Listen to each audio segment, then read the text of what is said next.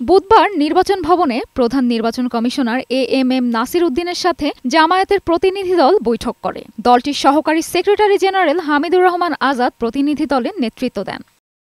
বৈঠক শেষে সাংবাদিকদের তিনি জানান, সুষ্ঠু নির্বাচনের জন্য সংখ্যানুপাতিক পদ্ধতিতে ভোট চান তারা। প্রবাসীদের ভোটাধিকার নিশ্চিতের দাবিও তাদের। আমরা 1%-এর ভিত্তিতে প্রাপ্ত ভোটের সংখ্যানুপাতিক হারে আসন বন্টন দলগুলোর জন্য সেই পদ্ধতিটিকে গ্রহণ করার জন্য অনুরোধ করেছি। এছাড়াও জামায়াতে ইসলামী জাতীয় নির্বাচনের আগে স্থানীয় নির্বাচনের দাবি জানায়।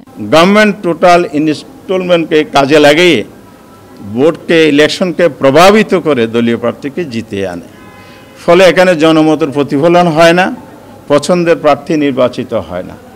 সেই কারণে আমরা বলেছি, এটা যদি নিরপেক্ষ নির্দলীয় সরকারের অধীনে হয়, এটা ফেয়ার হবে, গ্রহণযোগ্য হবে।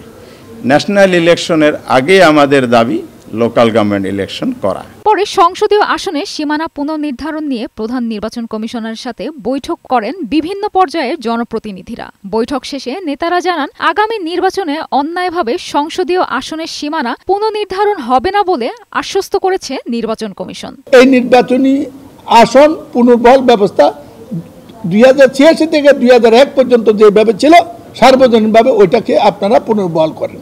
এ পর্যন্ত ইসিতে 75 আসনে সীমানা পরিবর্তন চেয়ে 607টি আবেদন জমা পড়েছে।